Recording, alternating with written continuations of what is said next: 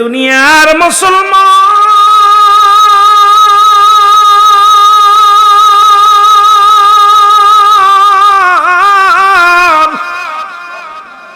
এ জীবন জীবন নয়, এমন একটা জীবন আসবে যে দেশে গেলে মানুষের বিচার হয়, যে দেশে গেলে মানুষের হিসাব হয়, যে দেশে গেলে মানুষ আর কোনোদিন ফিরে আসে না। ডাকতে বলে মা, ও মা তুমি কোথায় গিয়েছিলা? ডাকতে বলে বাবা রে, আমি গিয়েছিলাম হাসান বসরি রহমাতুল্লাহ আলাইহির কদমে। ডাকতে বলে মা, ও মা তোমার একটু অনুরোধ করি, আমারে লয়া চলো গো, হাসান বসরি রহমাতুল্লাহ আলাইহির কদমের মধ্যে চলো, না জানি আমি মারা যাই। ও মা, যদি ঈমান না নিয়ে যদি মারা যায় জাহান্নামী হয়ে যাব, আমাকে লয়ে চল আল্লাহর ওলির কদমের ভিতরে। কয় বাবারে তোরে কেমনে নিব, তোকে তো নিতে পারবো না, গাড়িও নাই, তোকে কাঁধে করে নেওয়ার শক্তিও আমার নাই, এই জমিনের মধ্যে হেঁটে হেঁটে কেমনে যাব, যার মতো কোনো সাধ্য নাই, কেমনে তোরে নিব? দেখি হুজুরের কদমের মধ্যে যাই, হুজুর যদি আসতে চায় আমার বাড়িতে তাহলে হুজুরকে নিয়ে আসবো। এক দড়ি চড়ে গেলেন মা জননী, হুজুরের কদমে যা ডাকতে বলো, হুজুর এ আল্লাহর ওলি হাসান বসরি রহমাতুল্লাহ আলাইহি, আমি আপনার কদমের মধ্যে আসছি, আমার কলিজার টুকরা সন্তান কালেমা পড়তে চায়, আপনার কাছে বায়াত গ্রহণ করতে চায়, আপনার চেহারা মোবারক দেখতে চায়, আপনি যদি একটু দয়া করে আমার পদধূলিটা দিতেন কতই না খুশি হতাম, আপনি একটু দয়া করে আমার বাড়িতে চলেন। হাসান বসরি কয় মা, তোমাকে না বলছি তোমার ওই মাতাল ছেলের দায়িত্ব আমি নিব না, ওই মাতাল ছেলের কখনো আমি তার পক্ষেও নাই, তার জন্য আমি যেতে পারবো না, তুমি ফিরে যাও। যখন ফিরে চলে গেলেন, বাড়ি যা দেখে মা মাতাল ছেলে মৃত্যু সজ্জায় মুসলমান সজ্জিত, মৃত্যু সজ্জায় সজ্জিত। ডাকতে বলে মা, হুজুর কি আইছে? ও মা, হুজুর কি আছে? আল্লাহর ওলি হাসান বসরি রহমাতুল্লাহ আলাইহি কি আছে? মা ডাকতে বলে বাজান রে, আল্লাহর ওলি হাসান বসরি রহমাতুল্লাহ আলাইহি উনি আসেন নাই, কারণ উনি বড় কষ্ট পেয়েছে, মনে বড় কষ্ট পেয়েছে, এই কারণে উনি আসেন নাই। সুতরাং বাবারে, তোমার কপালে বুঝি আর কালেমা জুটবো না, তওবা জুটবো না, কারণ তুমি জীবন থাকতে ভালো থাকতে গেলে না, এখন সময় ফুরিয়ে গেছে, আর আসার সম্ভাবনা নয়। ছেলে ডাক দে কয় মা গো, তোমার কাছে দুইটা দাবি। একটা দাবি গো মা, আমি তো নিশ্চিত মারা যাব গো মা, আমি তো মারা যাব, মারা যাওয়ার আগে একটা দুইটা দাবি। এক নম্বর দাবি, পৃথিবীর কোন গোরস্থানে আমার লাশটা দাফন দিবা না, কারণ আমি পাপী মানুষ, যদি মারা যায় ওই মানুষটার যখন কবরটা কোন গোরস্থানে দেয়া হবে, আশপাশে যত কবর থাকবে আমার আযাবের জন্য তাদেরও কষ্ট হবে, আমার মতো মাতাল ওই জমিনের মধ্যে ঘুমাইবো, আমার কবরে বড় ভয়ঙ্কর আযাব হবে, আশপাশে যারা শুয়ে থাকবে তাদের কষ্ট হবে, তাদের কষ্ট দিবা না, এই জন্য দুনিয়ার কোন গোরস্থানে আমার লাশটা শোয়াইবা না। দুই নম্বর মাগো, আমি মৃত্যুর পরে আমার লাশটা তোমার আসল দিয়া বাঁধিয়া টানতে টানতে নিয়ে রাস্তার মধ্যে ফেলে রাখবে, শিয়াল কুকুরে খেয়ে ফেলবে, যাতে করে আমার কারণে কোনো কবরবাসীর কষ্ট না হয়, আমার কারণে কোনো গোরস্থানে আশেপাশে কোনো মানুষের কষ্ট না হয়। এই দুইটা দাবি করলাম রে মা, বলিয়া মার মুখের দিকে তাকায়া মা মাথার ভিতর হাত বুলায়, মা জননী কালেমা পড়ে, সন্তান চোখ দুটা বন্ধ করে ঘুমায় গেছে। জোরে জোরে বল আল্লাহু আকবার। যখন দুরূদ শরীফ পড়িয়া মাথা ডালে হাত দেন, হাতটা মোবারক দিয়া যখন একটু কাত হয়ে শুয়ে পড়ছে, চক্ষু দুটা বন্ধ হয়ে গেছে, ইলহামের মাধ্যমে আল্লাহ জানিয়ে দেয়, হাসান, হাসান রে আর দেরি করো না, কারণ জনম দুঃখিনী মা সন্তানের জন্য তোমার দরবারে এসেছিল, তুমি ফিরাইয়া দিছো।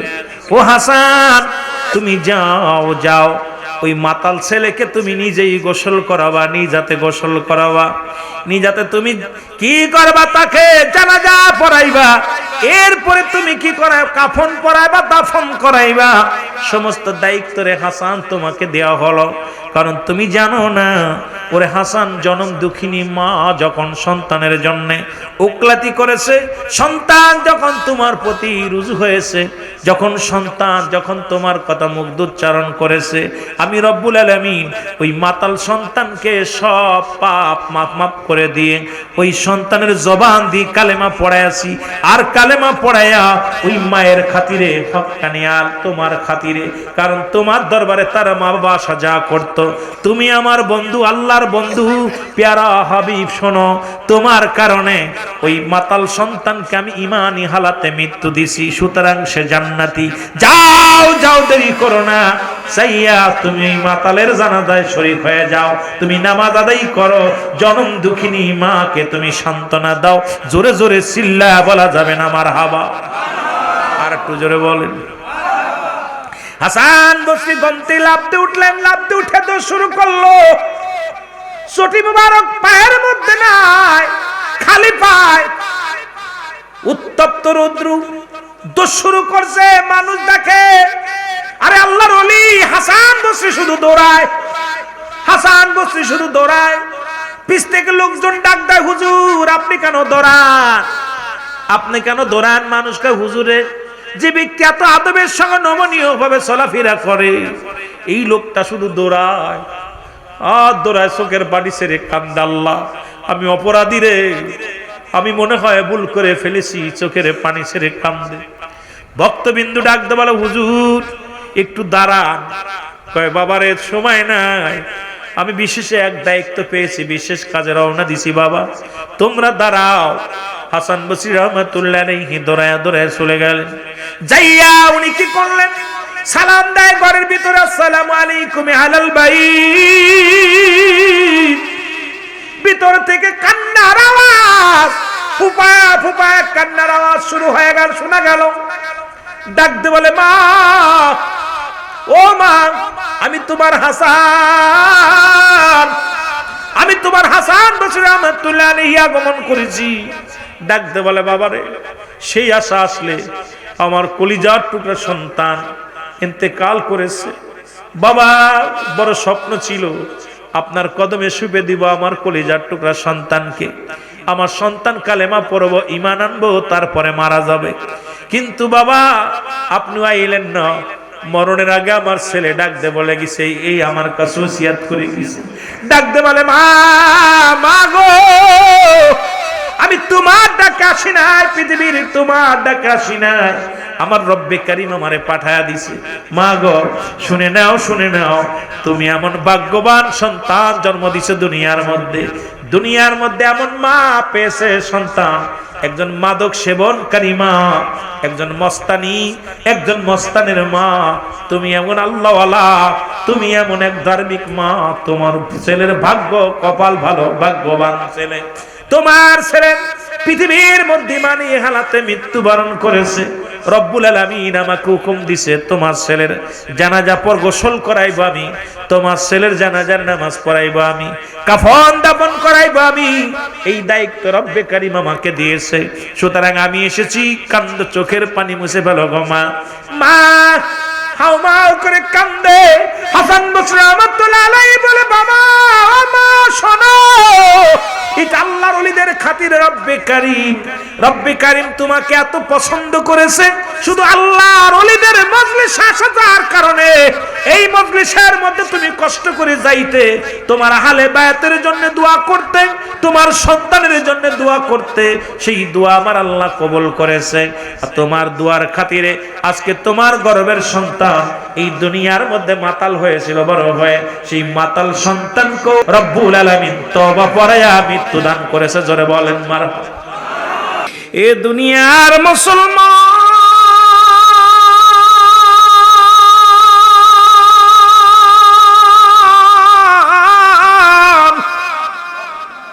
এ জীবন জীবন নয়, এমন একটা জীবন আসবে যে দেশে গেলে মানুষের বিচার হয়, যে দেশে গেলে মানুষের হিসাব হয়, যে দেশে গেলে মানুষ আর কোনোদিন ফিরে আসে না। মানুষের তিনটা বিপদ, নাম্বার 1 হলো মানুষের মরণ, নাম্বার 2 হলো কবর, নাম্বার 3 হলো কিয়ামতের ময়দান। প্রতিটা মানুষের জীবনে তিনটা বিপদ। কত ফকির, কত বাদশা, কত রাজা এই দুনিয়ার মায়া ছেড়ে চলে গেছেন। কেউ দুনিয়ার মধ্যে থাকবো না, থাকাও সম্ভব নয়। আমি আলোচনা শুরুর আগে একটু আপনাদেরকে স্মরণ করায়া দিই, মরণের পেয়ালা পান করতে হবে, এর মধ্যে কোনো সন্দেহ নাই। জোরে বলেন ঠিক কিনা? আর একটু জোরে বলেন। এর আল্লামা মুফতি আমজাদ আলী সাহেব কিতাব লেখলেন, কিতাবের নাম বারে শরিয়াত।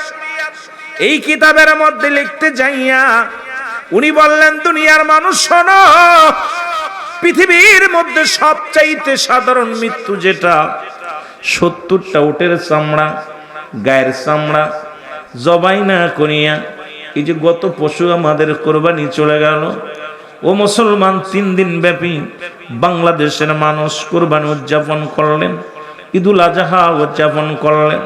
কত পশু কোরবানি করলেন, কত কষ্ট হয়েছে নিজের অনুভব করতে পেরেছেন। আমার বাবারা আমার, 70টা তাজা উটের গায়ের চামড়া জবাই না করিয়া উল্টো দিকে টান দিয়া সিরিয়া লবণ আর মরিচ লাগায় দিলে যতটুকু যন্ত্রণা হয়, এর চাইতে একটা সাধারণ মৃত্যু হলো এর চাইতে আরো 70 গুণ বেশি।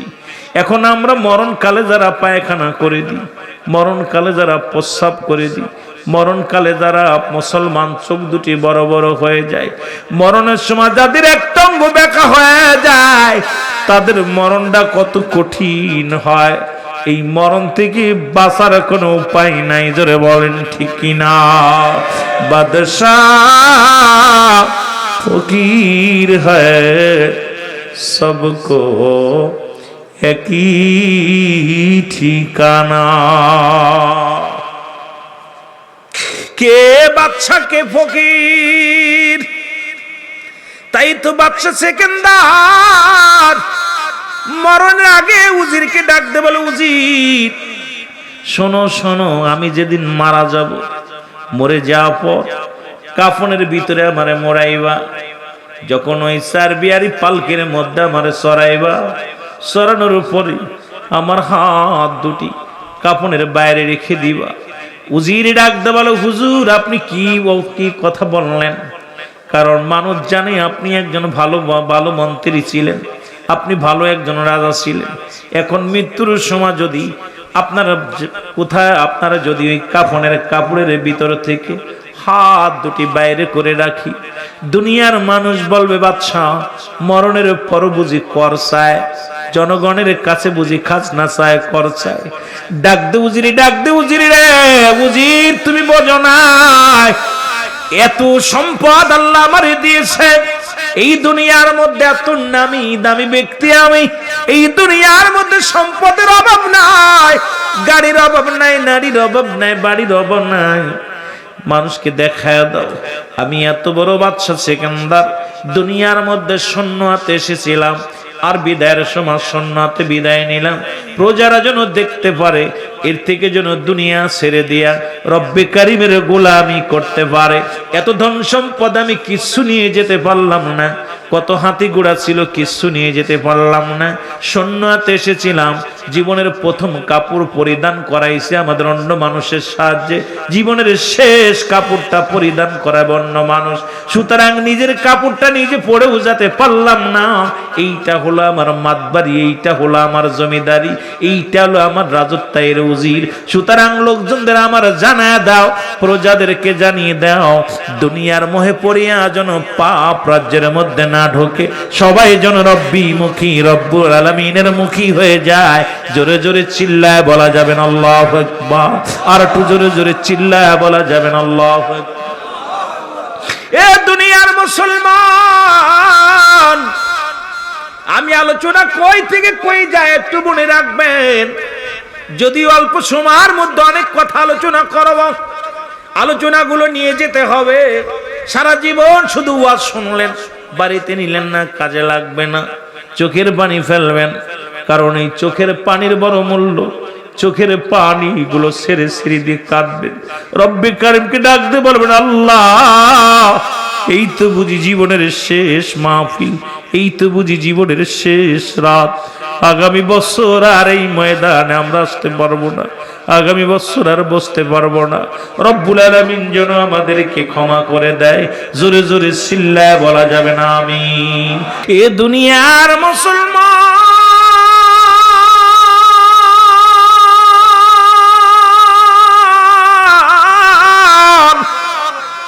কেন আলোচনার মধ্যে নবীর প্রেমের কথা বলি? কারণ নবী লাগবে কবরে, নবী লাগবে মিজানে, নবী লাগবে ফুলসিরাতে, নবী লাগবে ইয়াউমুল কিয়ামতের ময়দানে। নবী বিনে কোনো বান্ধব নাই, নবী বিনে কোনো দরদি নাই, নবী বিনে কোনো উপায় নাই। এই নবীর প্রেম ভালোবাসা যার অন্তরে যতটুক, তার ঈমান বলতে ততটুক। নবীর প্রেম ভালোবাসা যার অন্তরে নাই, তার ঈমান বলতে কিচ্ছু নাই, সরাসর বেঈমান। এই জন্য অনেক মানুষ বলে, কেন সুন্নিরা নবী নবী কয়, কেন নবী নবী বলি? শোনো রে ভাই, শুনে নাও, শুনে নাও। কারণ নবী বিনে কোনো বান্ধব নাই, নবী বিনে কোনো দরদি নাই।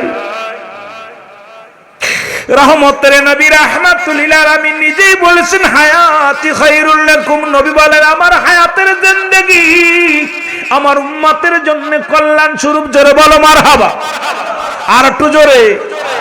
এখন আমি আপনি কি কইতাম? নবী নিজেই বলে, আমার হায়াতের জিন্দেগিটা, আমি নবী দুনিয়ার মধ্যে এসেছি আমার উম্মতের কল্যাণের জন্য।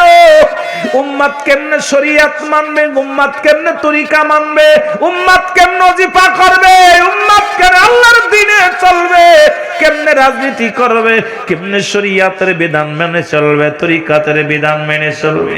আমার নবী উম্মতিরা, আমি নবী দুনিয়ার মধ্যে এলাম আমার উম্মতের কল্যাণের জন্য। সে আমার নবীজি দুনিয়ার মধ্যে কেমনে সংসার জীবন করো, কেমনে তুমি রাষ্ট্র জীবন চালাইবা, কেমনে তুমি সামাজিক জীবন চালাইবা, কেমনে তোমার জীবন বিধান চালাইবা, সব বিধান নিয়ে রহমতের নবী রাহমাতুল লিল আলামিন এই দুনিয়ার মধ্যে আগমন করেছে। শুধু তাই নয় রে বাবা, আমার নবীজির জন্য কেন আমরা পাগল? যখন লোকজনে বলে, হুজুর আপনারা নবী নবী করে কেন চিল্লান, আর নবীর প্রেমে কেন পড়ি? নবী বলেন, আমি দুনিয়া থেকে বিদায় নিলাম, ওফাতি খায়রুল লাকুম। নবী আমার ওফাত তো আমার উম্মতের জন্য কল্যাণ স্বরূপ। ও মামায়াতি খায়রুল লাকুম। নবী বলে, উম্মতিরা গো, এই দুনিয়ার মধ্য থেকে আমি বিদায় নিলাম, এটা আমার উম্মতের কল্যাণের জন্য। বাবারা শোনো, কেন আমরা সুন্নিরা নবী নবী, আমরা তরিকাপন্থী ভাইরা কেন নবী নবী বলে পাগল হয়? নবী বলেন, আমার ওফাতটা, আমার ইন্তেকাল শরীফটাও আমার উম্মতের জন্য কল্যাণ স্বরূপ। জোরে জোরে বলো মারহাবা, আর একটু জোরে, আর একটু জোরে। আমার মুখের কথা রাসূল বলে, আমার উম্মতিরা রে, এই দুনিয়া থেকে আমি বিদায় নিলাম। আমার উম্মতিরা যখন কোনো ভালো কর্ম করবে, ভালো কাজ করবে, নামাজ পড়বে, রোজা রাখবে, যে কুরবানি করলেন, এই যখন ভালো কর্ম করেন, নবীজি বলে, আমার উম্মতিদের জন্য আমি শুকরিয়া আদায় করি, প্রশংসা করি আমার আল্লাহর দরবারে। আমি রব্বে কারিমের দরবারে ডাক দেব, বলি, আমার আল্লাহ, অমুক গ্রামে মতলবের জমিনে কয়েকজন আশিকেরা তোমার পাগল, তোমার জিকির, তোমার কুরবানি নিয়ে ব্যস্ত আছে। আমার আল্লাহ, আমি প্রশংসা করি আমার আল্লাহর দরবারে। আবার কোন উম্মতিরা যখন গুনাহের কাজ করে, গুনার কাজ করে, গুনার ভিতরে রাসূল বলে, সঙ্গে সঙ্গে আমি নবী আমার উম্মতের হয়ে ইস্তেগফার করি, ক্ষমা চাই আমি আল্লাহর দরবারে। জোরে বলেন মারহাবা, আর একটু জোরে। এর এই পৃথিবীর মধ্যে অন্যায় করে ছেলে মাফ চায় বাবাই, অন্যায় করে গ্রামের ছেলে মাফ চাই চেয়ারম্যান মেম্বার যাইয়া, এমন নবীর উম্মত হইলাম। ও বাতিলেরা শোনো, যারা নবীর বিরোধিতা করো, নবীর নাম শুনলে যারা কষ্ট পাও, শুনে নাও, কেন নবী নবী বলে পাগল হই? কারণ অন্যায় করি আমি, মাফ চাই আমার নবী, অন্যায় করি আমি, ক্ষমা চাই আমার নবী। সেই নবীর পক্ষে থাকার দরকার আছে কিনা? আর একটু জোরে জোরে বলেন মারহাবা, আর একটু জোরে জোরে বলেন মারহাবা। এই মদিনা যাইতে পারলাম না, মদিনা দেখতে পারলাম না, বলো মদিনা। বাজান রে, আমার লক্ষ লক্ষ মানুষের দরকার নাই, এই যে আশেকেরা বসে আছেন, আমার নবী এমন প্রিয় নবী, আমার নবী রহমতের নবী, আমার নবী মাগফিরাতের নবী, আমার নবী নাজাতের নবী। এই জন্যই তো নবী নবী বইলা পাগল হয়। আরে আমার নবী ইস্তিগফার করে উম্মতের হইয়া এই নবীর পক্ষে জীবন চলে যাবে, নবীর বিপক্ষে আমরা যেতে পারবো না। জোরে বলেন ঠিক কিনা? আর একটু জোরে বলেন ঠিক কিনা? মদিনা যাইতে পারলাম না, মদিনা দেখ। আরো জোরে বলেন মদিনা যাইতে পারলাম না, মদিনা। আমি অসহায় তাই এত দূরে রই, আমি অসহায় তাই দূর থেকে সালাম জানাই, শুধু দূর থেকে নাই, মদিনা যাইতে পারলাম না, মদিনা। আরো মহব্বতে জোরে জোরে চিল্লায় বলেন মদিনা যাইতে পারলাম না, মদিনা। আমি অসহায় তাই এত দূরে রই, আমি অসহায় তাই শুধুই সালাম জানাই, বলো শুধুই জানাই, মদিনা যাইতে পারলাম না, মদিনা। মদিনার নাম কত মধু,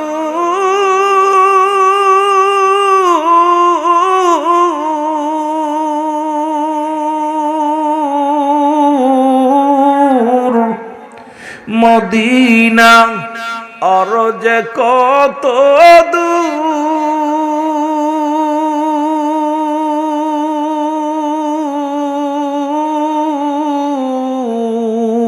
ওই মদিনার পথের দুলি, বলো ওই মদিনার পথের দুলি মাখতে পারলাম না, মদিনা। আরো জোরে জোরে চিল্লায় বলেন মদিনা যাইতে পারলাম না, নবীজির দিদার পাইলাম না, মদিনা যাইতে পারলাম না, মদিনা।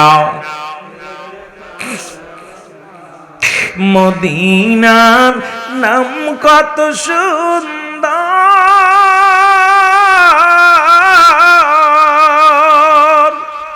মদিনা খেরেছে অন্তর,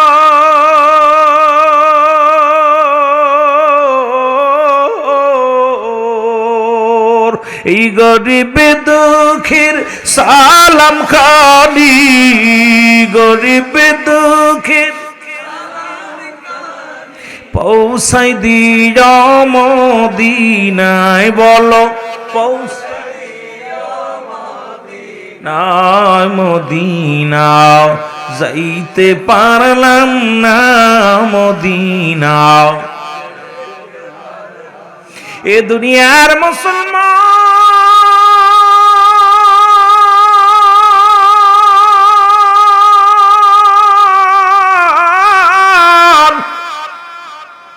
যে কথাগুলো বলি দিলের কান্ডা লাগা শোনো গো, এক আল্লাহর ওলি নাম হলো হযরত শিবলি রাহমাতুল্লাহ আলাইহি, জোরে জোরে চিল্লায় বলো মারহাবা। উনি মক্কা মদিনা জিয়ারত করে, মদিনার পাগল।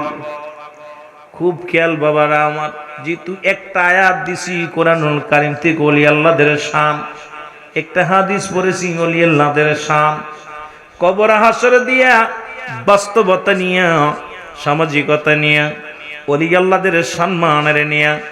কারণ মুসলমান বেলায়েতের জামানা নিয়ে কিছু কথা বলে আলোচনা শেষ করে চিন্তা করব।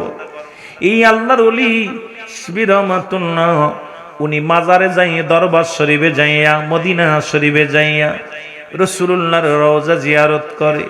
আর একজন আশেক পাগল, উনি প্রতিনিয়ত 5 ওয়াক্ত সালাত আদায় করে। আর নামাজের মধ্যে বইয়া বইয়া নামাজ শেষ করে রব্বে কারিমের দরবারে দুটি হাত উঠায় কান্দে। ছেলেকে নিয়ে প্রতিনিয়ত মসজিদে যায়, 5 ওয়াক্ত নামাজের কলিজার টুকরা সন্তানকে নিয়ে মসজিদে নামাজের জন্য যায়। সব মুসল্লি যখন মসজিদ থেকে বাইর হয়ে যায়, মুসল্লি যায় নামাজের মধ্যে বয়া বয়া কান্দে, বয়া বয়া চোখের পানি সেরে সেরে কান্দে। এই কান্না দেখিয়া ছেলে ডাক দে বলে, আব্বু মুসল্লিরা বাইর হয়ে গেল, জনগণ সবাই বাইর হয়ে গেল মসজিদ থেকে, ইমাম সাহেব মুয়াজ্জিন সাহেব বাইর হয়ে গেল, আপনি মসজিদের মধ্যে বইয়া বইয়া কেন কান্দেন? বাবা সন্তানের কথা হই না, চোখের পানি ছেড়ে ডাক দে বলে, বাজান রে, আমি গরিব মানুষ, দিন মজুরি মানুষ, মন চায় একবার যদি পারতাম মদিনায় যাইতে। আজকে কত হাজি বাড়ির দিকে রওনা দিছে মক্কা মদিনায় হজ করে। লাব্বাইক ইয়া রাসূলুল্লাহ, লাব্বাইক ইয়া হাবিবাল্লাহ বলে রাসূলুল্লাহর রওজা জিয়ারত করে তারা দেশে আসতেছে। ও মুসলমান, হয়তো মতলবের জমিনে, চাঁদপুরের জমিনে কত হাজি গিয়েছে মক্কা মদিনা, আবার যাওয়া আপনার যাওয়া হয় নাই। আল্লাহ ওই হাজিদের সঙ্গে আমাদের তো কবুল করে নিয়ে জোরে বলেন মারহাবা। বালক ডাকতে বলে, আব্বু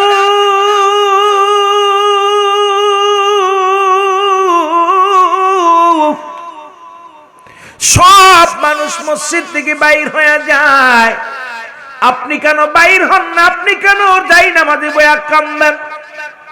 বাবা ডাক দি চোখের পানি ছেড়ে বলে, বাবা রে, আমি গরিব মানুষ, কত মানুষ মক্কা মদিনায় গেছে, এই কয়টা দিন ঈদের চাই কোথায়? ঈদুল আজহার চাঁদ উঠে গেছে, এই আজহায় মুসলমান কুরবানির চাঁদ উঠছে, হজের চাঁদ উঠছে, কত মানুষ রাসূলুল্লাহর রওজা মুবারক জিয়ারত করে।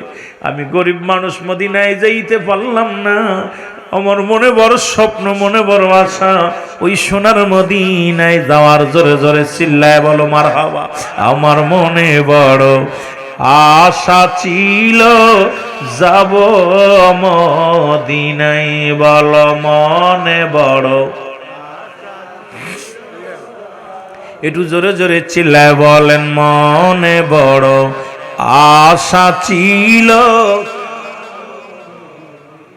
এর মক্কাওয়ালা মদিনাওয়ালা, মক্কাওয়ালা মদিনাওয়ালা, একবার আমায় দেখা দাও, আমার মনে বড়। আরো জোরে জোরে চিল্লায় বলেন, আমার মনে বড় আশা ছিল। এই আরব সাগর পাড়ি দিব, নাই তো মোদের তরি,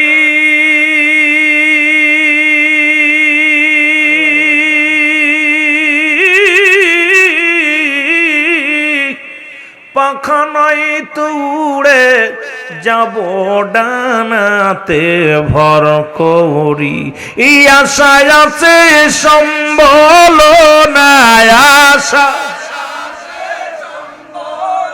আরো জোরে জোরে বলেন, আশায় আছে সম্বল নাই, করি কি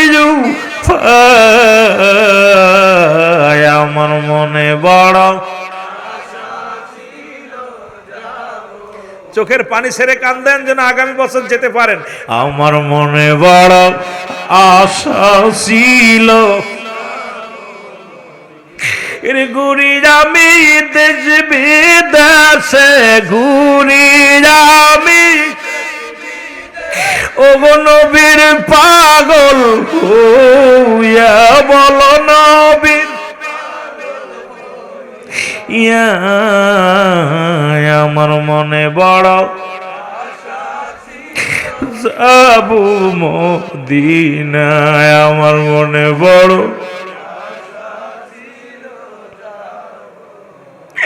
এ ভাইরা, এরকম যাইতে যাইতে কিছুদিন যাওয়ার পরে বাবা মারা গেল, সন্তান এতিম। দিনে দিনে বড় হতে লাগলেন, সন্তান বড় হলো, ব্যবসা বাণিজ্য করে, টাকা রোজগার হলো, মক্কা মদিনায় চলে গেল। মদিনায় যাইয়া দেখে হাজিরা রাসূলুল্লাহর রওজার চারিপাশে ঘুরে, লাব্বাইক ইয়া রাসূলুল্লাহ, লাব্বাইক ইয়া হাবিবাল্লাহ। রাসূলুল্লাহর রওজার পাশে সবাই লাব্বাইক আল্লাহ, লাব্বাইক ইয়া রাসূলুল্লাহ।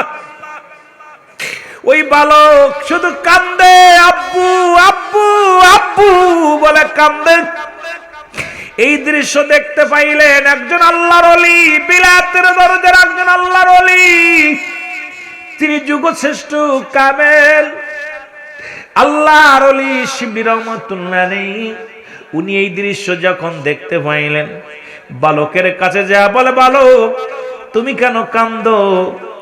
সব মানুষ নবীজির রওজার পাশে কান্দে, লাব্বাইক ইয়া রাসূলুল্লাহ, লাব্বাইক ইয়া হাবিবাল্লাহ, আল্লাহুম্মা জিন্নি মিনান নার। রাসূলুল্লাহ রওজা ধরে কান্দে, লাব্বাইক ইয়া রাসূলুল্লাহ। তুমি কেন আব্বু আব্বু বলে কান্দো? বলো, হুজুর আমার মনের দুঃখ কারে বলবো, আমার মনে বড় কষ্ট। বলে, বাবা কি হয়েছে বলো? বলে, হুজুর আমি আমার বাবার একমাত্র সন্তান।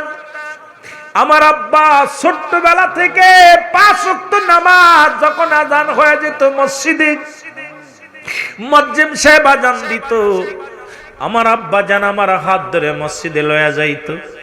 সব মুসল্লি বাইর হয়ে যাইতো, ইমাম সাহেব বাইর হয়ে যেত। ওই যায় নামাজের মধ্যে বইয়া বইয়া আমার আব্বা জান কান্তর বলো, মনে বড় আশা মদিনায় যাব। আজকে আমার আব্বা জান আসতে পারে নাই। আমার আব্বার রঙের কত মানুষের রং দেখা যায়, আমার আব্বার নামের সঙ্গে অনেকের নাম মিলে যায়। লক্ষ লক্ষ হাজি মদিনা জিয়ারত করে, রওজা পাক জিয়ারত করে। আজকে এত মানুষের মধ্যে আমার আব্বারে খুঁজা পাই না রে। আজকে যদি আজকে আমার টাকা হয়েছে, আজকে আমার সম্পদ হয়েছে, আমার বাবা যদি বেঁচে থাকতো, আজকে মদিনার রওজা জিয়ারত করত, রাসূলুল্লাহর রওজা পাকে আসিয়া সাক্ষাৎ করত। ডাকতে বললে খামের মাধ্যমে আমি শুনতে পাইলাম, কি জন্য ডাকতে বলো? ভালো কার কান্দিস না, তোর বাবার সঙ্গে মদিনাওয়ালার দেখা হয়ে গেছে, সাক্ষাৎ হয়ে গেছে, আর চিন্তা নাই। জোরে জোরে চিল্লায় বলা যাবে না মারহাবা।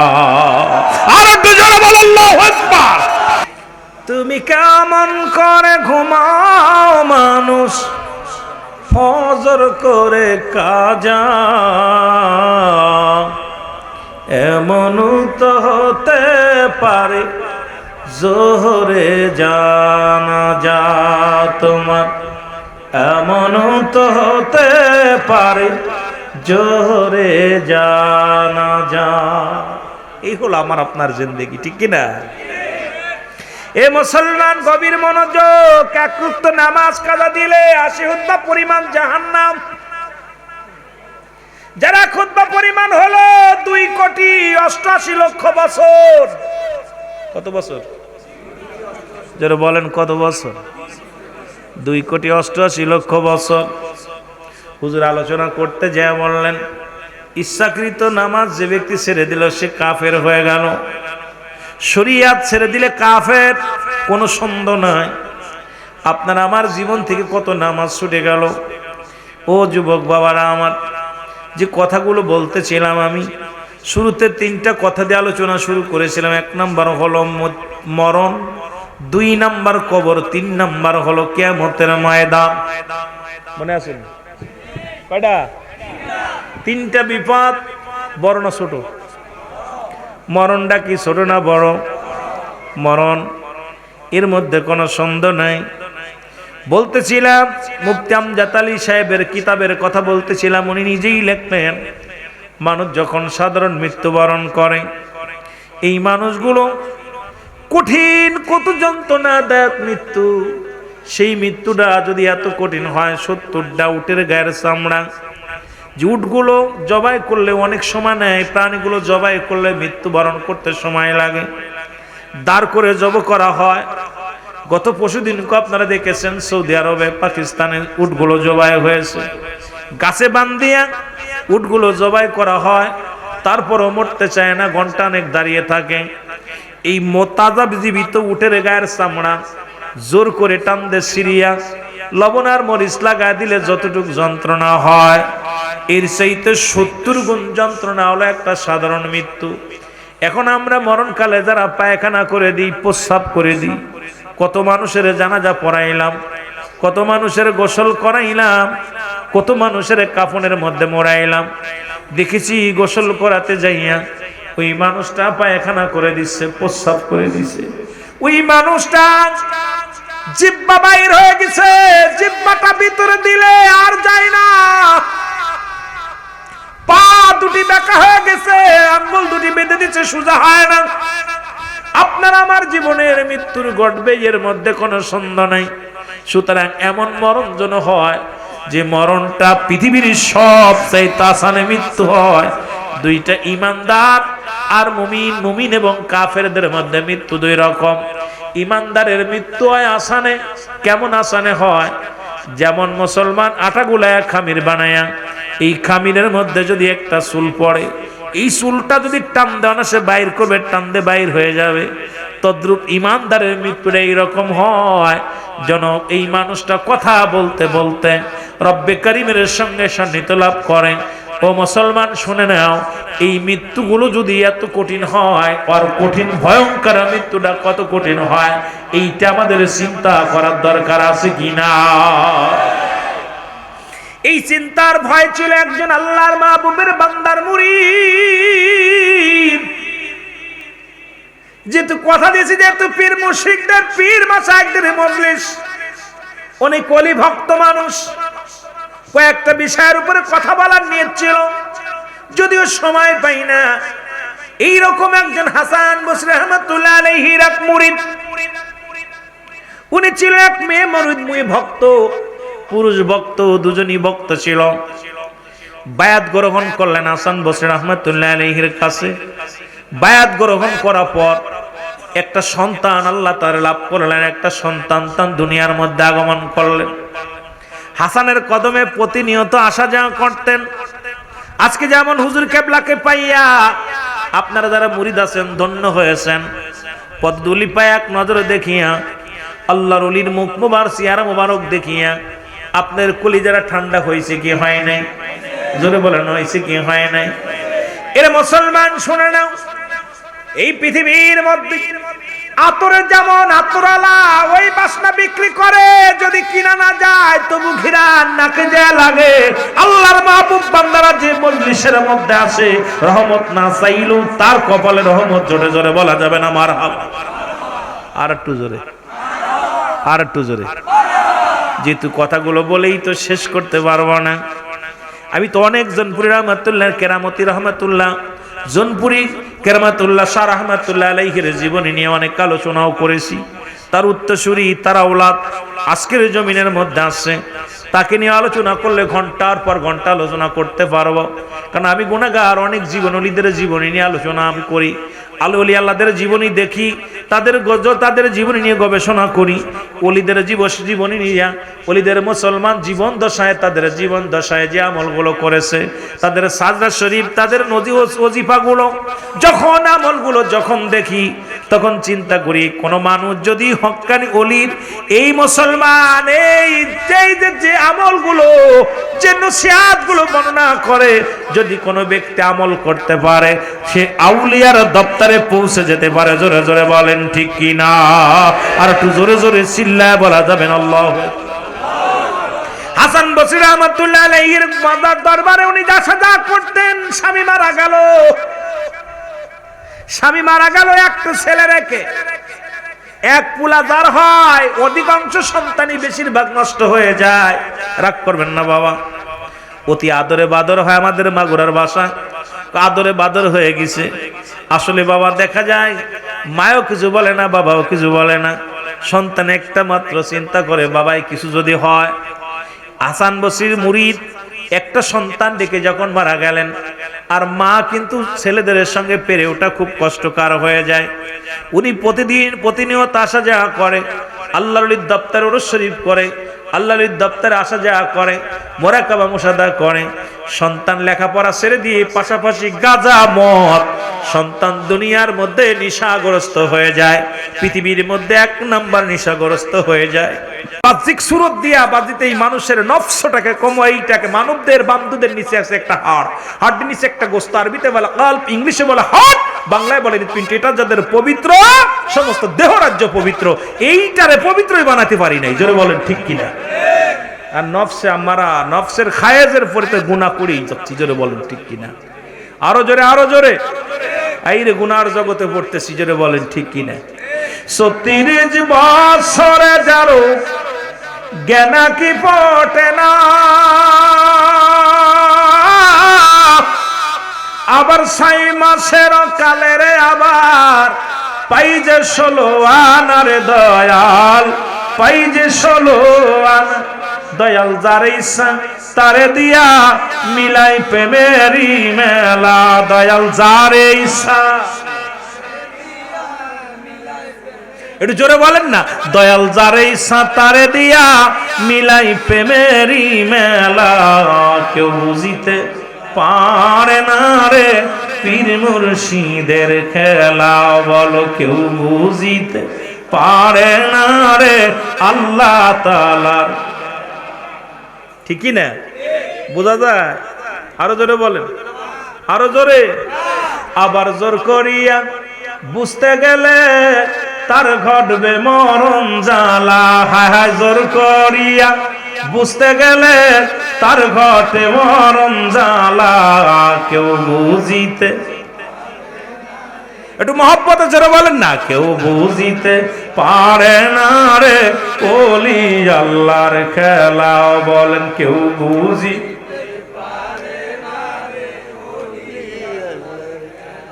অনেক মানুষ জোর করে অনেক কিছু বুঝতে চায়, এই সম্মান বুঝে এত সহজ না ভাই।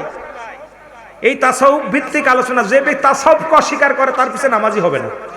এখন এই আলোচনা যদি আবার করি অনেক মৌলবী ধরা পড়ে যাবে। তাসাউফ ভিত্তিক আলেম আমার দেশে অসংখ্য আলেমের অভাব, তাসাউফ অস্বীকার করে। আজকে যারা ইমাম আছে অধিকাংশ ইমামই তাসাউফ মানেই না, তাসাউফকে এটা বোঝেই না। যারা বলেন ঠিক কিনা? এ আমার ভাইরা, আমার বন্ধুরা, আমার যে কথাগুলো বলে, সন্তান মারা গেল, হাসান বসরি জোহরের নামাজ আদায় করে, যাই নামাজের পরে উনি রাসূলের উপরে দুরূদ শরীফ না পড়ে কোন ওক্তে উনি মাকবুস নাই পিঠ লাগাইতেন না।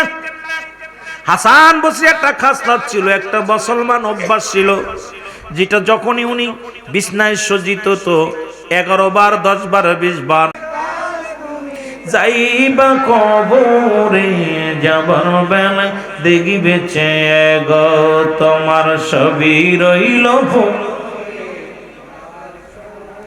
আরো জোরে বলেন, যাবার সময় দেখিবে চেয়ে গো তোমার ছবি রইল।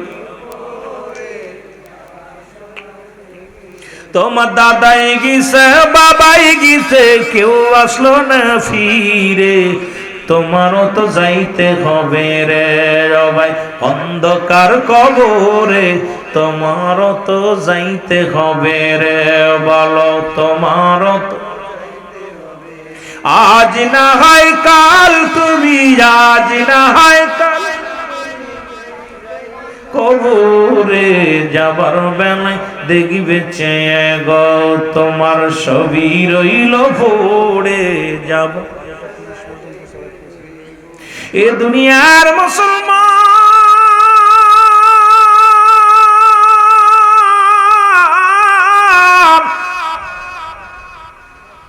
বলতেছিলাম এই 3টা বিষয়ের উপরে একটা আলোচনা করে আসি। নাম্বার 1 হলো মরণ। পৃথিবীর মধ্যে প্রতাপশালী বাদশা ছিলেন 3-4 জন। কয়জন? যারা বলেন কয়জন? কত মস্তানি করো, কত না টাকার জমিদারি করো, কত সম্পদের বাহাদুরি করো, ও যুবক সব কিছু ছেড়ে চলে যেতে হবে। আমি পিরাইট আলোচনার মধ্যে একটা কথা বলে যাই, এই দুনিয়ার সম্পদ খাবে লোকে, তোমার দেহ খাবে পোকে। ঠিক ঠিক। দুনিয়ার সম্পদগুলো কিসে খাবে? লোকজনে খাবে। আল্লাহ কয় কুল্লু মান আলাইহা ফান, সব শেষ করে দিবে কি? আর একটু জোরে বলেন কি? আল্লাহ কয় বান্দারে এই দুনিয়ার যা কিছু আছে সব চূর্ণ বিচ্ছিন্ন করে দিব।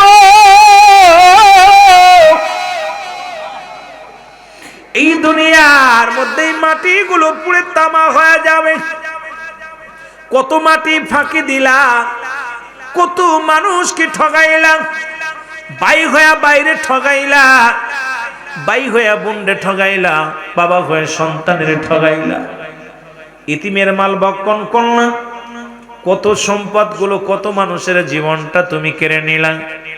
আজকে দুনিয়ার মধ্যে কত বায়তুল মালের মাল চুরি করলাম, কত রাজত্বের মাল চুরি করলাম, এমপি হইয়া মন্ত্রী হইয়া দুর্নীতি করে টাকা কামাইলা, দুর্নীতি করিয়া গরিবের হক নষ্ট করলাম, গরিবের চাউলগুলো খাইলা, তেলগুলো মারে খাইলা, সমাজের মধ্যে মেম্বার চেয়ারম্যান হইয়া কত না দুর্নীতি করিয়া জীবনটা গড়লাম। মনে রাখো মস্তান, মনে রাখো নেতা, পৃথিবীর সব সম্পদ তোমার ভাগাভাগি করে নিবে, তোমার পাপের ভাগটা কেউ নিবে না। তুমি যে দুর্নীতি করলা, এই দুর্নীতির ভাগ তোমার ছেলে নিবে না। তুমি দুর্নীতি করলা, এই ভাগটা তোমার মেয়ে নিবে না। দুর্নীতির ভাগ করলা, তোমার ভাই নিবে না, বন্ধু নিবে না। যত অন্যায় পথে উপার্জন করলা, সম্পদের ভাগটা ঠিকই নেবে, বিবি নেবে, ভাই নেবে, বন্ধু নেবে। কিন্তু পাপরাজ্য হইয়া পাপরাজ্যের মধ্যে ঢুইকা দুনিয়ার সম্পদ কামাইলা, এই সম্পদ নিবে কিন্তু পাপের ভাগটা কেউ নিবে না। জোরে জোরে চিল্লায়া বলা যাবে না, ঠিক কিনা? এ আমার ভাইরা, আমার বন্ধুরা, আমার যে কথাগুলো বলি খুব খেয়াল করো। ও যুবক, চারজন ব্যক্তি প্রতাপশালী বাদশা ছিল। মুসলমানদের মধ্যে দুজন, কাফেরদের মধ্যে দুজন। মুসলমানদের মধ্যে দুজন, একজনের নাম হলো বাদশা সুলাইমান। আর একটু জোরে। পয়গম্বর সুলাইমান ইনি ছিলেন যুবক, তাকে আল্লাহ পাক একটা মুজিজার চেয়ার দান করেছিল, একটা আংটি দান করেছিল, যা দিয়া সারা পৃথিবী ঘুরে ঘুরে ভ্রমণ করতে পারত, সারা পৃথিবী দেখতো। শুধু তার পেট্রোল লাগতো না, ডিজেল লাগতো না। আল্লাহ তাকে দুনিয়ার মধ্যে রাখেন নাই, উনিও দুনিয়া থেকে বিদায় হয়ে গেছে। মুসলমানদের মধ্যে কার? মুসলমানদের মধ্যে আর একজন, ও যুবক, বাদশা জুলকারনাইন। আল্লাহ তাকে পৃথিবীর মধ্যে 1600 বছর হায়াত দান করেছিল। আপনাদের এই মতলবের জমিনের মানুষ 100 বছর বাঁচে, 60 বছর বাঁচে, 50 বছর বাঁচে, 40 বছর বাঁচে। অল বাংলাদেশের গড় আয়ু হলো, বর্তমান গড় আয়ু হলো মুসলমান 45 বছর বা 46 বছর, নাই 50 বছর হলো। এর বেশি তো একটা মানুষ বেশি দিন বাঁচে না, এই 60 বছরই নাই বাঁচে। মুসলমান অতীতে যারা 80 বছর 100 বছর বেঁচে গেছে, তাদের সন্তানেরা 40-50 পার হলে আর হাঁটতেও পারে না, চলতে পারে না। তার মানে আর বুঝতে বাকি নাই, বাবা মা যে কদিন বেঁচে ছিল তার অর্ধেক সময় আমরা বাঁচতে পারবো না। কিন্তু বাদশা জুলকারনাইনকে আল্লাহ 1600 বছর হায়াত দান করেছিল। একটা মুজিজার ঘোড়া দান করেছিল, যে ঘোড়াটা দিয়া সারা পৃথিবী 2 বার ভ্রমণ করেছিলেন। এই ঘোড়াটা যখন একটা পা ফেলাইতেন 12,000 মাইল অতিক্রম করতেন। একটা দুইটা পা নয়, একটা পা যখন পাঠাইতেন, একটা পা থেকে আর একটা পা যখন ফেলতেন, 12,000 মাইল অতিক্রম করতেন। পৃথিবীর মধ্যে মুসলমান লম্বা ছিল লোকটা 48 হাত লম্বা লোকটা ছিল, একেও দুনিয়া থেকে আল্লাহ তারাও নিয়ে গেছেন। আর কাফেরদের মধ্যে দুজন, একজনের নাম হলো বাদশা নমরুদ বা ফিরাউন। আসতে বলো। বাদশা পৃথিবীর মধ্যে আল্লাহ তাকে আব্দ পৃথিবীর খলিফা বানাইলো, কিন্তু ইমানদার হতে পারে নাই। আরেকজন ছিল বাদশা মুসলমান বুখতানসর, তাকে আল্লাহ দুনিয়ার মধ্যে তামাম পৃথিবীর মধ্যে 4 জন প্রতাপশালী বাদশা, যাদের কাছে তারেক জিয়া কিছু না, তাদের কাছে শেখ হাসিনা কিছু না, তাদের কাছে কোথায় ওই বারাক ওবামা বেশি নয় মুসলমান, তাদের কাছে মুসলমান অনেক ট্রাম্প এত বড় শক্তিবান নাই, যিনি ডোনাল্ড ট্রাম্প, ওনার কাছে তাদের কাছে কিচ্ছু নয়। কারণ অল পৃথিবীর মধ্যে আল্লাহ তারা এত বড় শক্তিশালী বানিয়েছিল, রব্বে কারিম তাদেরকেও দুনিয়া থেকে কতল করে দিয়েছে। জোরে বলেন ঠিক কিনা? দুনিয়ার মধ্য থেকে চলে গেছেন, কিসের শক্তি দেখাও, কিসের ক্ষমতা দেখাও? সুতরাং এই দুনিয়ার মধ্যে থেকে চলে যেতে হবে, থাকার জায়গা না, থাকা সম্ভব নয়। আপনি আমি যত বড় টাকাওয়ালা হই, বাড়িওয়ালা হই, গাড়িওয়ালা হই, বাঁচা সম্ভব নয়। এই দুনিয়ার মায়া ছেড়ে চলে যেতে হবে। 2 নাম্বার হলো কবর। কবর বলতে বোঝায় মানুষের মৃত্যুর পর থেকে শুরু হয়। আপনার কবর বলতে বোঝান মার কোথায়? ওই যে আশেপাশে গোরস্থান। এরা মুসলমান যারা আগুনে পুড়ে মারা গেল, পানিতে ডুবে মারা গেল, তাদের কবর কোথায় হলো? না না না না, কবর বলতে বোঝায় মানুষের মৃত্যুর পর থেকে শুরু করে কিয়ামত পর্যন্ত জগৎটাকে বলা হয় কবরের জগৎ। জোরে জোরে চিল্লায়া বলা যাবে না আল্লাহু আকবার। ওরে আজ না হয় কাল, তুমি আজ না হয় যাইবা কবরে, যাবার বেলায় দেখবে চেয়ে গো তোমার সবই রইল। আরো জোরে জোরে চিল্লায় বলেন, যাবার বেলায় দেখবে চেয়ে গো তোমার সবই রইল পড়ে।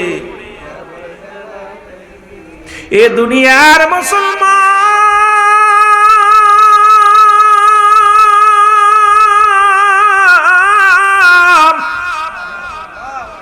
ওই কবরটা বড় নাম শুনলে বড় ভয় করে রে। 2 নাম্বার বিপদ হলো অন্ধকার কবর, যেখানে কোনো বাতি নাই, যেখানে কোনো বন্ধু নাই, যেখানে কোনো মুসলমান সাথী নাই, যেখানে মুসলমান ঘর অন্ধকার।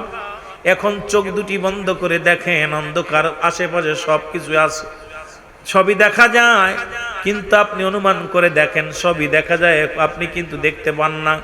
তদ্রূপ কবর এমন একটা জগৎ, যে জগতে গেলে আপনার সব কিছু মুসলমান অনুভব করতে পারবেন, কিন্তু আপন বলতে কাউকে পাবেন না, বন্ধু পাবেন না, বান্ধব পাবেন না। ওই কবরটা বড় নির্জন একাকার, ওই কবর কিন্তু কাউকে ছাড়বে না। জোরে বলেন ঠিক কিনা? আর একটু জোরে জোরে চিল্লায় বলো ঠিক। আমার ভাইরা, এই কবরে যেদিন শোয়া দিবে, সর্বপ্রথম একজন ফেরেশতা আসবে, তার নাম হলো নুমান ফেরেশতা। কোন ফেরেশতা? আরো জোরে বলেন কোন ফেরেশতা? আমরা জানি কবরে শোয়াইলে মনকার নেকির আইব। এই মনকার নেকির আসার আগে একজন ফেরেশতা আসবে, তার নাম হলো নুমান ফেরেশতা।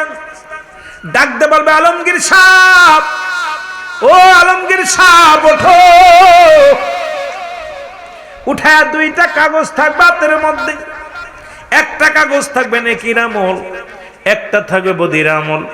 ডাকতে বলবো ওঠো। বান্দা উঠবে যখন, বলবে এই নাও।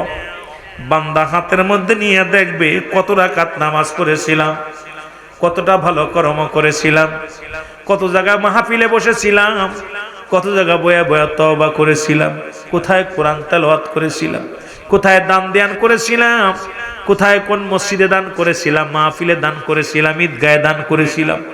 দুনিয়ায় ভালো কর্মগুলো বান্দা যখন দেখবে, দেখি আর সঙ্গে সঙ্গে বড় খুশি হয়ে যাবে। ডাকতে বলবো, আলমগীর সাহেব লিখে দাও, দেরি করো না, তাড়াতাড়ি লিখে দাও, রুহুল আমিন সাহেব লিখে দাও। ডাকতে বলবে, আমি লিখতে জানি না। আমি লিখবো কেমনে রে?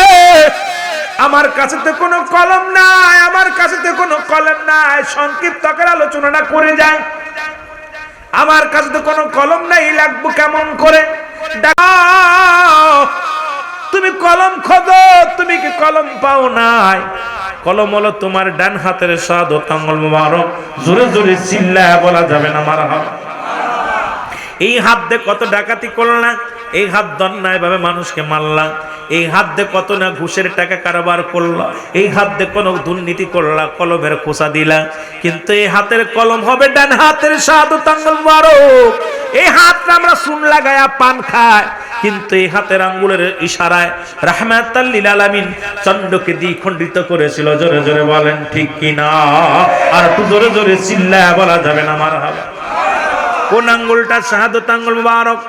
মারহাবা বলেন না? আর একটু জোরে বলেন। এই আঙ্গুলের এত দাম, রহমতের নবী যখন চন্দ্রের দিকে ইশারা করছে, এই আঙ্গুলের কত দাম! আঙ্গুলের ইশারায় চন্দ্র দ্বিখণ্ডিত হয়ে গেছে। আমার সুন্নি ভাইয়েরা খবরদার, এই আঙ্গুলটার বড় দাম, হাতের মধ্যে দাম। এই আঙ্গুল আর চুন জড়ায় না। এখন দেখি আমাদের দেশে অনেক পীর সাহেব ওয়াজ করে আর চুন খায়, বড় লজ্জা লাগে। তখন হাতের আঙ্গুল কতগুলো আছে এটা চুন খাওয়ার জন্য নয়, কারণ এই আঙ্গুলটার শাহাদত আঙ্গুল মুবারক অনেক মূল্য, অনেক দাম। হাতের মধ্যে জোরে জোরে চিল্লায় বলেন ঠিক কি না? আমার দেশে অনেক পীর সাহেব ওদের চুন খায়। এই বেটাটা কি চুন খা আঙ্গুল রে? তুই তো হাতের আঙ্গুলেরই এখন বুঝিস নাই কোন হাতের আঙ্গুলটা কত মর্যাদা। বড় মস্তানি করিস, ওয়াজ খুব ভালো জানোস। কত এখন ভ্যান চালক, রিক্সা চালক আমাদের সাথে ভালো ওয়াজ জানে। ওয়াজ শুনতে শুনতে ধর ওই বক্তা কি ওয়াজ করবো সেটা ভালো আমি জানি, ঠিক কি না? আমার ভাইরা, আমার বন্ধুরা, আমার এই আঙ্গুলটা বলবে বান্দা তোমার কলম। আস্তে অনুরোধ করবো, হাত দাঁত দুর্নীতি করিস না, এই আঙ্গুল দিয়ে দুর্নীতি করিস না। এই হাতটারে পবিত্র রাখ। বান্দা বলবে আমি কলম পাইলাম, এখন তো আমার কাছে কালি নাই। বলে বান্দারে আর চিন্তার কোনো কারণ নাই, কালি হলো তোমার মুখের থুতু মুবারক।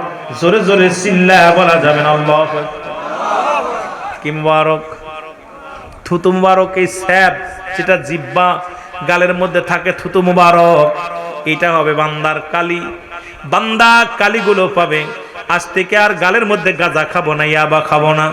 আজ থেকে প্রতিজ্ঞা করবো এই মুখ দিয়া আর কাউকে গালি দিব না, এই মুখ দিয়ে কারোর গীবাত করবো না, এই মুখের ভিতরে আজ থেকে বিড়ি সিগারেট দিব না।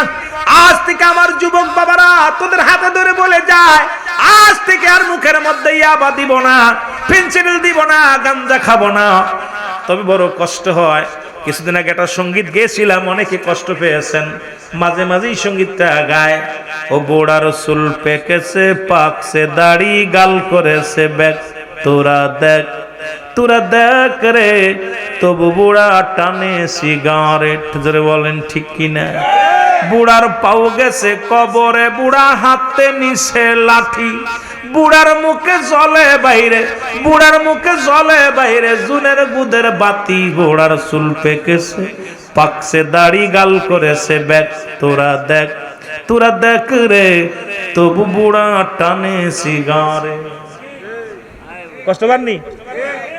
আবার জুবনরা করছে আমাকে তো ধরে নাই, বুড়াকে ধরছে।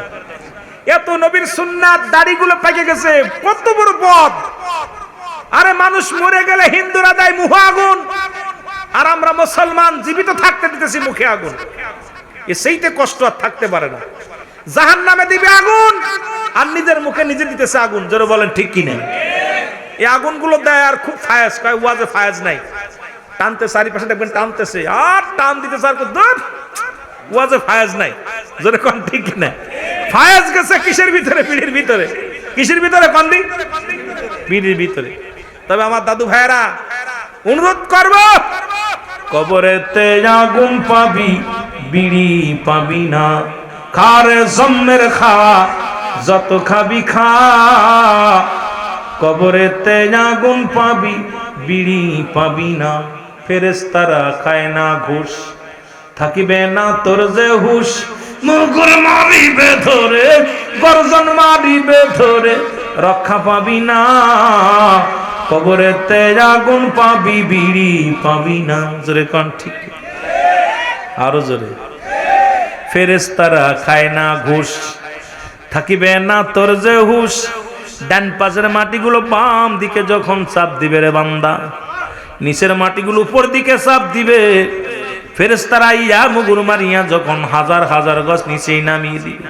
বান্দা ওদিন চিৎকার মেরে কাজ হবে না, কেউ তোর সাহায্যের জন্য আগাইবে না, কেউ তোর উপকারের জন্য আগাইবে না। এই জন্য মাঝে মাঝে আমি বলি, কবরেতে আগুন পাবি বিড়ি পাবি না। বলো কবরেতে আগুন পাবি, আরো জোরে জোরে চিল্লায় বলেন, কবরেতে আগুন পাবি। খারে জম্মের খাওয়া নিষেধ করব না, খারে জম্মের খাওয়া বারণ করব না। কবরেতে আগুন পাবি বিড়ি পাবি না। জোরে বলেন কবরেতে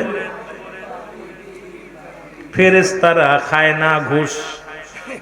আমাদের দেশের নেতারা ঘুষ খায়, এমপি ঘুষ খায়, মন্ত্রী ঘুষ খায়, উকিলরা ঘুষ খায়, পুলিশই ঘুষ খায়। জোরে বলেন ঠিক কিনা? সব জায়গা ঘুষ চলে, কিন্তু কবরে কোনো ঘুষ চলবো? জোরে বলেন চলবো? চলবো না। ফেরেশতারা খায় না ঘুষ, থাকিবে না তোর যে হুশ, মুগুর মারিবে ধরে, গর্জন মারিবে ধরে, রক্ষা পাবি না। কবরেতে আগুন পাবি, বিড়ি পাবি না। সাপার বিশ্ব আসিয়া খাবে তোরে গিলিয়া, সাপার বিশ্ব আসিয়া খাবে তোরে গিলিয়া। জাহান্নামের লাড়কি হবি কেন বজনা, ওরে জাহান্নামের লাড়কি হবি কেন বজনা। কবরেতে আগুন পাবি, বিড়ি পাবি না। বলো, কবরেতে আগুন পাবি। জীবন পাইয়া মরে ঘুরছ দুনিয়া জুড়ে, জীবন পাইয়া মরে ঘুরছ দুনিয়া ভরে। খুদার কালাম না বুঝিয়া, খুদার কুরআন না বুঝিয়া চলছ ঘুরিয়া। কবরেতে আগুন পাবি, বিড়ি পাবি না। ঠিক কিনা? এত সুন্দর জীবন, 40 বছর 50 বছর হায়াতের জিন্দেগি পাইয়া, এত সুন্দর দেহ পাইয়া, এত সুন্দর চেহারা পাইয়া, এরপরে বেটা বেয়াদবি করতেছিস গোলামি না করে। রব্বে কারিমের দরবারে ফিরে যেতে হবে। জোরে বলেন ঠিক কিনা? আরো জোরে বলেন ঠিক কিনা? এ আমার যুবক ভাইরা, কেন আমি যুগ উপযোগী ওয়াজ করি, বেশিরভাগই আমার যুবকদেরকে নিয়ে ওয়াজ করি। অনেক কথায় আদায় কথা বলতে গেলে এই যৌবনকে আর ফিরে পাবো? এই যে আমার বাজানরা মুরব্বি, দাড়িগুলো পাক ধরছে, এইরকম বয়স কেন আমরা পামু? ও কেবল সবেমাত্র এসএসসি পরীক্ষা দিছে, ওর বয়স আর আমার বয়স, আমার বয়স 44 চলতেছে, এরকম আমিও একদিন ছিলাম। এখন কায়দা সারা দিন ধরে কান্দি, আমি কেন এই 20 বছরের যুবক হইতে পারতাম? জোরে বলেন হইতাম? তাহলে আমাদের জিন্দেগি এভাবে হেলায় হেলায় কাটাইতেছি, হেলায় হেলায় কাটাইতেছি। আমার বাবারা, সময়ের মূল্য স্রোতের গতির মতো চলতেছে। স্রোত যেমন চলে গেলে আর ফিরে আসে না, তদ্রূপ আমার আপনার জীবন থেকে যে মিনিটটা, যে সময়টা, যে সেকেন্ডটা, যে দিনটা চলে যাচ্ছে, আর কান্নাকাটি করেও ফেরানো সম্ভব? আরো জোরে বলেন সম্ভব? কিন্তু এই যুবকদের আমি বুঝাইবো কেমনে? ডাকতে বলবে ফেরেশতারা রে, আমার তুমি লিখতে বললা, লিখবো কেমন করে? আমি কেমনে লিখব রে? আমার কালি নাই, কালি বল বান্দা তোমার থুতু মোবারক। আজ থেকে অনুরোধ করবো যুবক, এই মুখ দিয়ে আর কাউকে গালি দিস না, মুখ দিয়ে কাউকে বকা দিস না, মুখ দিয়ে আর কোনো হারাম জিনিস বক্ষণ করিস না। এই মুখের থুতু মোবারক পবিত্র রাখ। রব্বুল আলামিন যেন তোমার আমার উপরে দয়া করে। জোরে বলেন আমিন। বান্দা বলবে আমি কালি পাইলাম, কলমও পাইলাম, কালিও পাইলাম, এখন বাকি আছে কি? বলে বাকি হলো বান্দা, ও বান্দা লিখে দাও, আমি কাগজ পাবো কই? খুব খেয়াল, আমি কাগজ তো নাই আমার কাছে, লিখবো কেমনে? কলম আর কালি থাকলে লেখার জায়গার দরকার আছে। জোরে বলেন ঠিক কি? স্কুল অ্যান্ড কলেজের মধ্যে বড় বড় ব্ল্যাক বোর্ড লাগানো আছে, শিক্ষক মহোদয় ছাত্রদের বোঝানোর জন্য এটা ব্যবহার করে। ছাত্ররাও লেখে, শিক্ষকরাও লেখে। এইরকম কবরের ভিতরে লিখবেন কেমনে আপনার আমলনামাটা? বান্দা বলবে আমি লিখবো কেমনে, আমার কাছে কোনো কাগজ নাই। 3 টুকরা কাপড়ের কাপড় দেওয়া হয় আপনার আমার দেহের মধ্যে। কয় টুকরা? জোরে বলেন কয় টুকরা? 3 টুকরা কাপড়ের কাপড় দেওয়া হয়, 5 টুকরা কাপড়ের কাপড় দেওয়া হয়। এই কাপড়ের কাপড় 1 টুকরা খুলে নিবে টান দিয়া, বলে বান্দাই না লেখো গো, তাড়াতাড়ি লেখো। বান্দা সেকেন্ডের মধ্যে, মিনিটের মধ্যে লেখা হয়ে যাবে। এবার হাত থেকে ছিনিয়ে নিবে, আবার আরেক টুকরা কাপড় দিবে, বলে বান্দা তাড়াতাড়ি লেখো, এই কাপড়ের মধ্যে লেখো। বান্দা তাকায় দেখবে কাগজটার মধ্যে কত ঘুষ খেয়েছি, কত সুদ খেয়েছি, কত জিনা করেছি, কত অন্যায় করেছি। আল্লাহ রাব্বুল আলামিন জীবনে কত দুর্নীতি করেছি, কত সুদের কারবার করেছি, ঘুষের কারবার করেছি। চোখের পানিগুলো ছেড়ে ছেড়ে কানবে, বান্দা চিৎকার দিবে, কয় বান্দারে আমি এগুলোকে, বান্দা বলবে কেমনে লিখবো? বলে বান্দা তুমি অমুক জায়গায় মাহফিল হয়েছিল, মাহফিল না শুনে বাজার আড্ডা মেরেছিলা। ও বান্দা, মৌলানা সাহেবরা কত আলোচনা করলো, তোমার কানে যায় নাই, কারণ তোমার কানটা তুমি বন্ধ রাখছিলে রে বান্দা। ও বান্দা, দুনিয়ার ভিতর অন্যায় পথে চলছো, লিখে দাও, তাড়াতাড়ি লিখে দাও। বান্দা বলবে আমি লিখতে জানি না, লিখতে জানি না, লাদ্রি, কিচ্ছু জানি না, কিচ্ছু জানি না। এক একটা গর্জন মারবে, বলবে ইয়া সালিম আমাকে তুমি নিরাপত্তা দাও, ইয়া সালিম আমাকে নিরাপত্তা দাও। তখন নিরাপত্তা কে দিবে রে তোরে? তোর তো আমল নামা নাই, সেদিন মাও নাই রে, মাও নাই রে, বাবাও নাই রে, খবরে তোমার মাও নাই রে, বাবাও নাই রে, খবরে কে বুঝিবে তোমার কষ্ট ওইখানে, কে বুঝিবে তোমার দুঃখ ওইখানে।